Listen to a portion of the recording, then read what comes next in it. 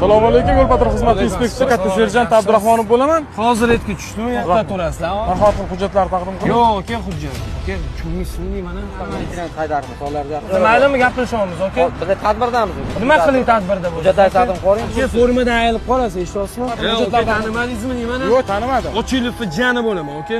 Kimmi? Podpolkovnik Ochilov janiman.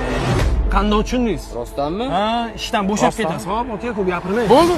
Siz gapingizga javob qila olasizmi, hozir shu gapingizni? Erkak bitta gapiradi. Assalomu alaykum. Va alaykum assalom. Tanimadingizmi nimani? Yo'q, tanimadim. Men Ochilov janiman, aka. Kimni? Podpolkovnik Ochilov janiman. Tushundingizmi? Tanimadingmi? Ha? Ko'ryapsizmi, aka?